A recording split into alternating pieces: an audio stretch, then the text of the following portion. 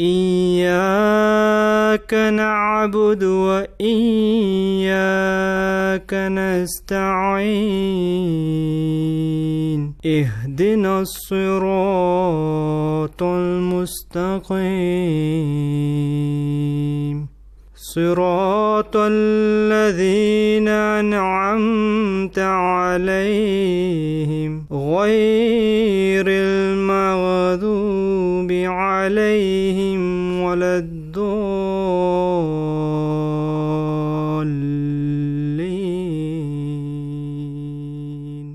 Chers téléspectateurs, assalamu alaikum wa rahmatullahi wa barakatuhu. Bienvenue une fois de plus sur le droit chemin. C'est avec un grand plaisir que nous vous retrouvons parmi nous aujourd'hui. On a pu constater que le Coran met beaucoup d'emphase sur le souvenir d'Allah à travers ces versets qui ont été présentés par nos Mourabian, que j'accueille aujourd'hui encore une fois avec nous. Assalamu alaikum wa rahmatullahi wa barakatuhu, Shamim Saheb et Nour Mohamed Ali Saheb. Wa alaykoum salam. Le sujet qui est le rappel d'Allah a plusieurs facettes et nous allons consacrer cet épisode entièrement pour les étudier. Nour Saheb, que devons-nous faire avant d'observer le zikr? Dans quel état d'esprit devons-nous nous mettre avant de s'engager dans le zikr? Concernant le zikr ilahi, on a longuement parlé à propos de l'importance du zikr ilahi, les différentes formes de zikr ilahi.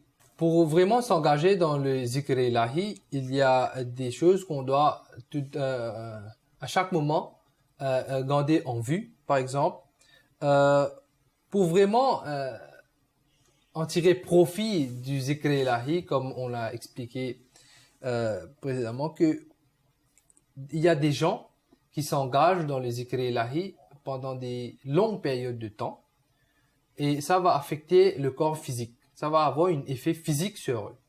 Donc, pour vraiment en tirer profit du zikr ilahi, comme mentionné dans le Saint-Coran et comme pratiqué par le Saint-Prophète sallallahu alayhi wa sallam, on ne doit pas s'engager dans le zikr ilahi, dans des exercices de zikr ilahi pendant des longues heures, que arrivé un moment, on va même pas comprendre des choses qu'on est en train de réciter. On va pas avoir du concentration qui est adéquat pour le zikr ilahi. Ensuite, on ne doit pas s'engager dans le zikr ilahi quand le mental n'est pas stable. Par exemple, il y a des moments dans la vie où on a des difficultés, où le mental n'est pas présent. Que les problèmes qu'on fait face dans notre vie quotidienne, ça est en train de nous affecter et on ne peut pas concentrer dans la salade par exemple ou même dans la récitation du Saint-Coran ou dans les autres formes de zikr ilahi.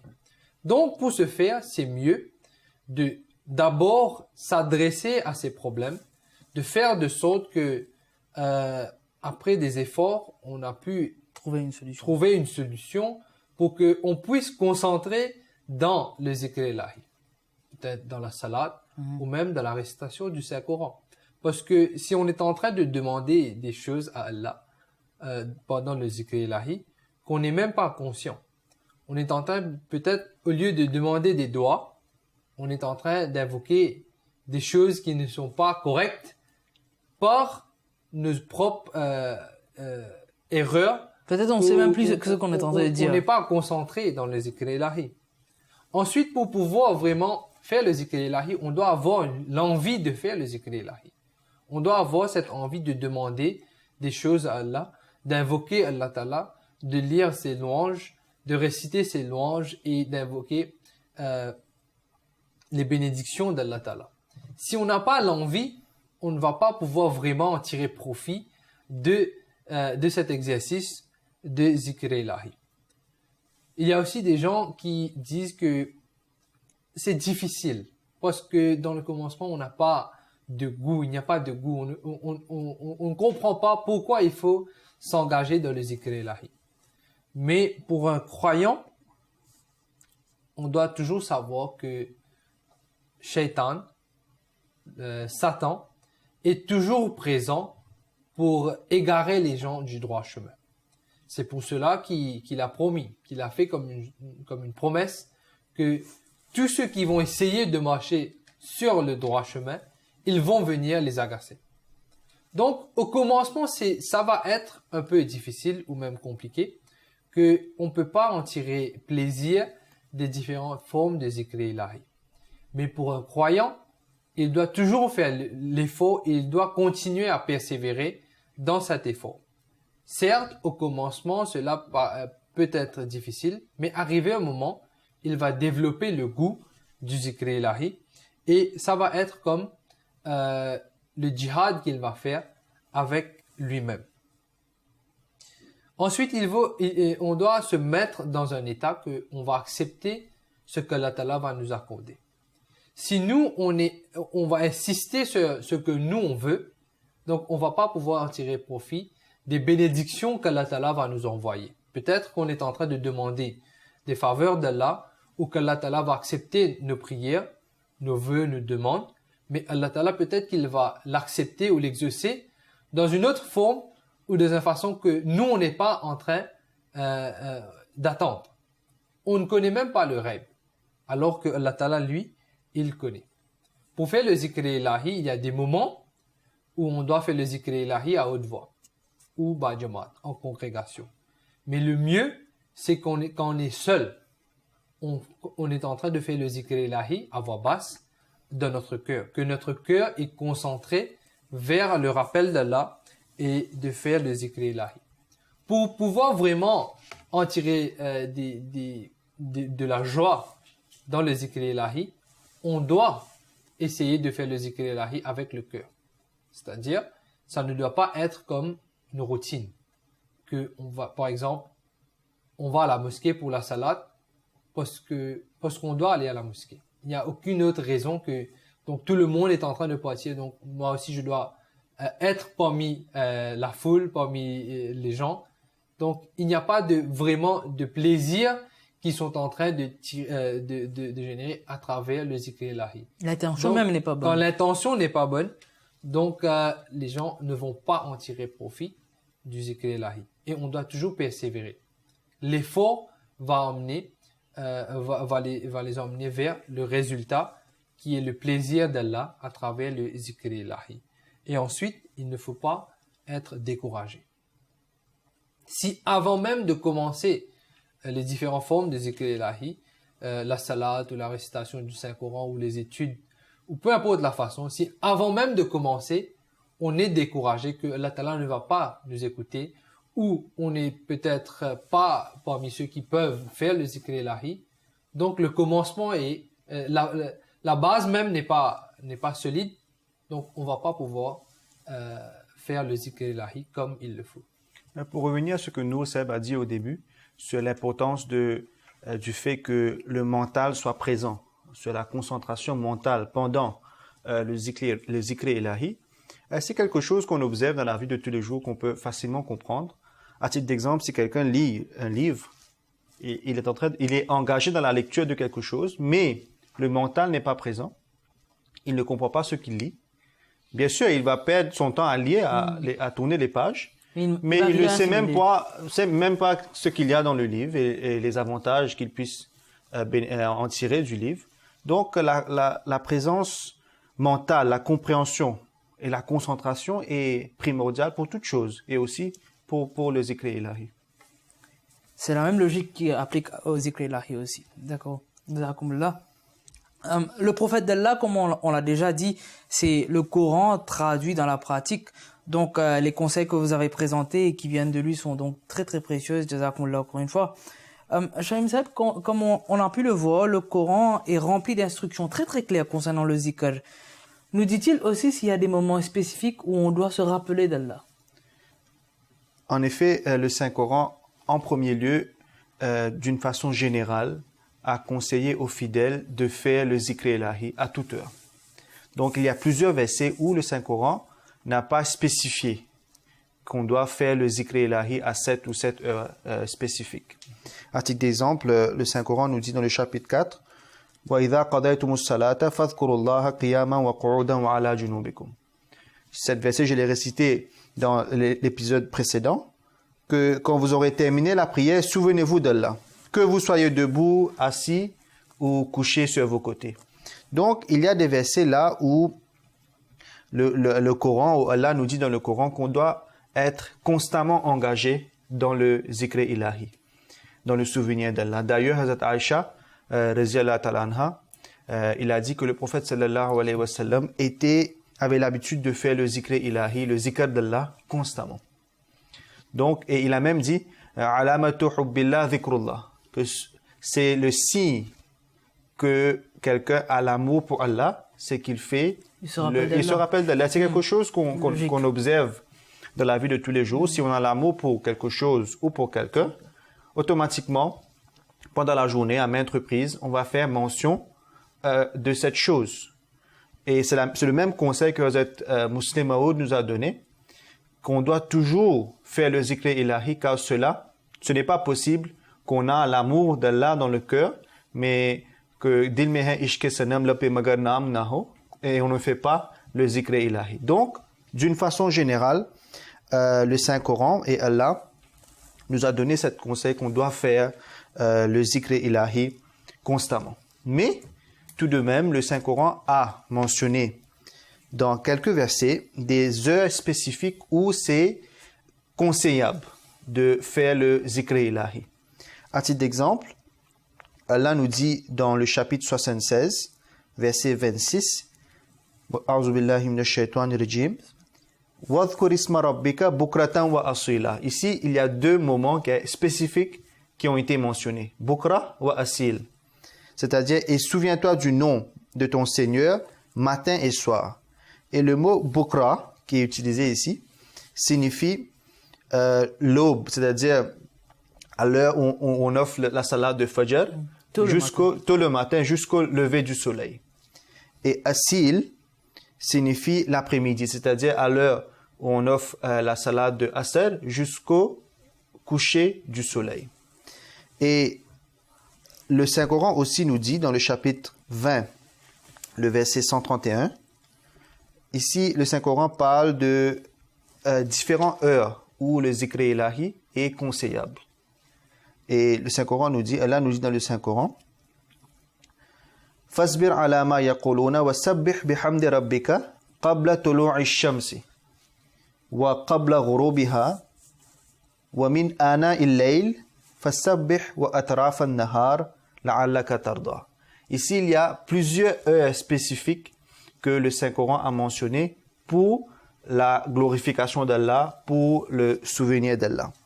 Et Hazrat Muslim Maud, dans son livre Dhikr Ilahi, il a expliqué que dans ce verset, il y a plusieurs heures additionnelles pour le Dhikr Ilahi qui a été mentionné. Ici, c'est après le lever du soleil. Au début, on avait mentionné à l'aube, mais ici, mention est faite après le lever du soleil, dans la première partie de la nuit et aussi dans la dernière partie de la nuit. Et dans d'autres versets du Saint-Coran aussi, Allah nous a donné cette instruction de faire le zikr après les salats, après les prières qui sont obligatoires. Donc, en résumé, on doit faire le zikr constamment. C'est une instruction du Coran et c'était la pratique du prophète sallallahu alayhi wa sallam. Et aussi, il y a d'autres heures où le Coran, où Allah Ta'ala a mis l'accent que pendant ces heures de la journée ou de la nuit, on doit faire des efforts spéciaux pour faire le zikr pendant ces heures. Comme je viens de mentionner à la lumière de plusieurs versets coraniques. Donc, on constate que se rappeler d'Allah doit être quelque chose qu'on fait à longueur de journée et c'est pas restreint à un moment spécifique seulement. Nous savons, parmi tous ces moyens de faire le zikr que le Saint-Coran nous enseigne, quel est celui qui est le plus important, à travers lequel le zikr vient le plus complet? Comme mentionné par Shabim Seb, à travers les versets du Saint-Coran et la pratique du Saint-Prophète, on a pu comprendre que la façon de faire le zikr qui est la plus haute est la salat. Parce que quand on analyse la salat elle-même, il y a différentes postures et il y a différents types de prières, il y a différentes invocations, la gloire d'Allah est mentionnée, les remerciements pour Allah, le statut d'Allah. Donc, tous les attributs d'Allah ont été mentionnés dans la salat. Donc, la salat englobe, on peut dire le résumé de tous les types, de toutes les formes de zikr. Et même dans l'image physique de la salat, on voit qu'il y a différentes postures que le croyant doit observer pour pouvoir compléter la salat. Donc, concernant la salat, le Saint-Coran nous a enseigné qu'il faut observer la salat à différents moments de la journée. Mais le Saint-Prophète sallallahu alayhi wa sallam nous a aussi enseigné qu'il y a différents types de salat. Il y a la salat qui est farz, obligatoire, les rakats qui sont obligatoires. Ensuite, il y a des salats qui sont, on peut dire, optionnels. Cela concerne les salats qui sont sunnah et les nawafil. Les deux sont volontaires et ce sont les salats que le Saint-Prophète sallallahu alayhi wa sallam nous a enseigné qu'il faut le faire avec les farz. Et il y a des salats qui vont être observés à des moments pendant la journée ou pendant la nuit qui ne sont pas les 5 prières obligatoires telles que Fajr, Zuhar, Asr, Maghrib et Isha. Ici, on parle plus de la salat de Tahajjud. Donc, ça, ce sont les prières, les salats qui sont la meilleure forme de zikr ilahi. Maintenant, comment se concentrer dans ces salats ou dans ce type de zikr ilahi? D'abord, en général, on doit avoir la croyance et une conviction dans ce qu'on est en train de faire. On a parlé à propos du concentration, que cela, on a besoin de concentrer dans ce qu'on est en train de faire, que ce soit zikr ilahi ou peu importe l'action qu'on est en train de faire, l'exercice qu'on est en train de faire, on doit être présent dans ce qu'on est en train de faire. Pour la salat, on doit savoir qu'on est en train de faire la salat. On doit avoir la conviction qu'on est devant Allah Ta'ala. Allah Ta'ala est en train de nous voir et on est devant Allah Ta'ala, en train de supplier Allah Ta'ala pour la salat. Par exemple, si on est en train de s'engager dans du sport, de faire des exercices pour le corps physique, et dans notre tête, notre mental est en train de nous dire que non, on ne va pas avoir de bénéfices dedans. Donc la science nous dit que cela ne va pas apporter des bienfaits sur le corps, même si on est en train de faire l'exercice. On n'est nous-mêmes pas convaincus. Parce que notre mental n'est pas présent. La science, maintenant, l'a prouvé. Et c'est la même chose qui est appliquée pour la salat.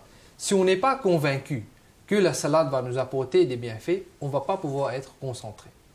On ne va pas pouvoir tirer des bénéfices. Donc, la charia aussi, à travers le Saint-Coran et le Saint-Prophète, il a différents types de méthodes. Il y a différentes choses qu'on doit observer pour pouvoir concentrer dans la salat. Tout d'abord, ça commence avec le wudu, l'ablution. Pas seulement verser de l'eau sur les mains en vitesse ou... Pas seulement de se rincer. Pas seulement de se rincer ou de se laver, mais le wudu en elle-même, il y a différentes étapes qu'on doit observer.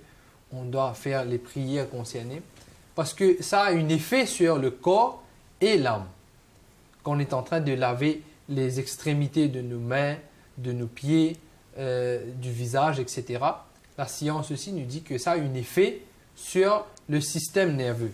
Donc là, le corps est présent, l'âme est présente parce que avec l'ablution physique, là on comprend aussi qu'on est en train de mettre de côté les manquements spirituels qu'on a pour pouvoir être présent devant Allah Ta'ala. Arrivé au moment de la prière, l'islam nous enseigne que pour les hommes, on doit offrir la salat ba'jama, en congrégation. Cela va nous aider à mieux concentrer. Quand on est seul, il y a différentes idées qui nous viennent en tête et on est en danger que Shaitan va nous attaquer.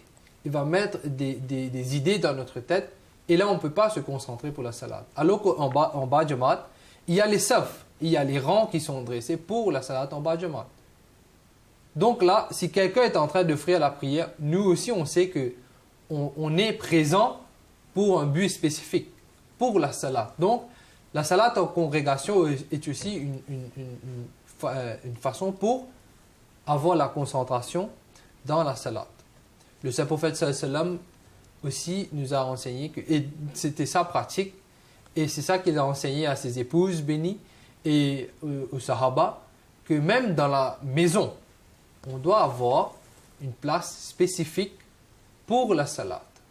Donc, de ce fait, dès qu'on va être dans cette place qui a été désignée pour la salat, mentalement on est prêt. On est que ici c'est pour la salat et non pas pour peut-être regarder la télé ou se reposer. Rien ou jouer. d'autre, seulement pour la salat. Donc la place même est dédiée à la salat. Physiquement on va être présent. L'environnement va aider à se concentrer dans la salat. Il y a le qibla, la direction. Là tout le monde doit se tourner vers la même direction.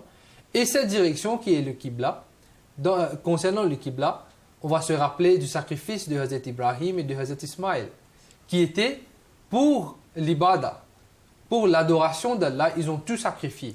Donc notre qibla, notre direction doit être pour tout sacrifier pour Allah. Ainsi, il y a différents types de choses qu'on doit observer naturellement pour la salat, mais qui en réalité va nous aider à mieux concentrer. Il y a le azan, l'appel pour la prière, le iqama, que maintenant la salat est prête. Tout le monde doit se mettre debout pour prier. Donc là, tout ce qu'on est en train à propos de qui on est en train de parler ou de discuter, on doit tout laisser et se concentrer, tourner notre attention vers la salat. Pendant la salat ba'jamat, le imam salat va nous rappeler à chaque moment Allahu Akbar, Sami Allahu liman hamida. Donc on doit changer de posture. Que maintenant, on est dans la prière. On va changer de posture dans la prière. Donc à chaque étape de notre vie, il y a ces choses qui viennent nous rappeler qu'on doit se concentrer dans les zikr ilahi, dans la salat, etc. Même les différentes postures, ça nous aide à ne pas oublier qu'on est en train de faire le zikr ilahi. Si on se met debout, on est dans une posture. Changer de posture va nous aider à réfléchir qu'on est toujours dans le zikr ilahi. Il ne faut pas oublier, il ne faut pas tourner notre attention vers différentes places. Se concentrer sur... Les yeux doivent être fixés sur une place spécifique, là où on va faire le sajda. Là aussi, ça va nous aider à concentrer dans la salat. Et d'après la pratique du Saint-Prophète sallam, on voit qu'il a même encouragé les sahaba qu'il ne faut pas faire des mouvements qui ne sont pas liés avec la salat. Il ne faut pas regarder ici et là. Il ne faut pas écouter si les gens sont en train de parler ou sont en train de marcher.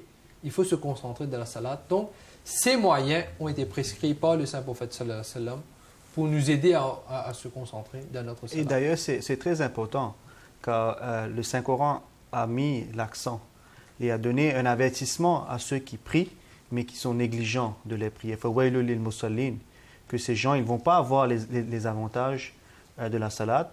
Alladhina hum fi salatihim sahun, ceux qui sont négligents dans leur prière. Donc, autant de méthodes que le prophète sallallahu alayhi wa sallam nous a enseignées, comme l'a mentionné Nour Saïb. Donc, on doit tout faire pour mettre ces méthodes en pratique afin d'être concentré durant la salat. En dernier lieu, en parlant de la pratique du Saint-Prophète sallam, on doit se rappeler qu'on est humain. On a des faiblesses, on a des manquements humains. Donc, même dans la salat, il se peut qu'on a des faiblesses et qu'on ne peut pas se concentrer dans les salats faraz. Donc le Saint-Prophète sallam nous a donné la solution qu'il y a des salats sunnah et nawafil avant ou après les salats obligatoires. Et ces salats vont nous aider à mieux concentrer. Et les manquements humains qu'on a dans notre salat faraz, Allah Ta'ala va, Inch'Allah, les remplacer, va les compenser. Jazakumullah à vous tous les deux. Donc, la meilleure façon de faire le zikr reste toujours à travers la prière. Mais comment faire la prière? Faire la prière avec toutes les instructions qui viennent avec. Faire la prière avec toute notre concentration, notre attention. Et cela ne vient que mettre encore plus d'emphase sur l'importance que donne la prière, que mérite la prière. Jazakumullah encore une fois. Donc, le Saint-Coran a tout mis en place pour qu'on puisse faire le zikr, et cela de la façon la plus convenable. Mais qu'est-ce que cela nous rapporte? Y a-t-il des bénéfices qui y sont attachés? Bien sûr, le Saint-Coran a mentionné plusieurs bénéfices du zikr ilahi. À titre d'exemple, Hazrat Muslim Maud a mentionné d'ailleurs une liste d'une dizaine de bénéfices qui sont liés au zikr ilahi, au souvenir d'Allah. Mais à titre d'exemple, le Saint-Coran nous dit que waridwanu min Allahi akbar, que le plaisir d'Allah est la plus grande des récompenses. Et on va se souvenir que Allah a dit dans le Saint-Coran que wala dhikrullahi akbar, que la plus grande des vertus est le dhikrullah. Donc Allah a réservé la plus grande des récompenses pour le dhikrullah, c'est-à-dire le plaisir d'Allah. Mais à part le plaisir d'Allah, Allah nous dit aussi que à travers le zikr ilahi, on peut avoir la tranquillité du cœur. À titre d'exemple, Allah nous dit dans le Saint-Coran, alladhina amanu wa tatma'innu qulubuhum bi dhikrillah, ala bi dhikrillahi tatma'innul qulub. Que c'est à travers le zikr ilahi, le dhikrullah, qu'on va avoir la tranquillité du cœur. Et il y a d'autres bénéfices que le Saint-Coran a mentionnés en détail. Par exemple, le dhikrullah va nous empêcher de commettre des péchés, etc., etc. Et on peut y revenir après, mais il y a plusieurs bénéfices qui sont liés avec le souvenir d'Allah. Jazakallah Shamim Saheb. Donc, très chers téléspectateurs, c'est ici que prend fin cet épisode. Je vais, avant vous quitter, remercier Shamim Saheb et Nour Saheb aussi pour leur présence parmi nous et bien évidemment leur réponse aussi. Et vous, je vous remercie aussi pour votre attention. Jazakumullah sanad jaza. Jusqu'à la prochaine fois, je vous dis assalamu alaikum wa rahmatullahi wa barakatuh.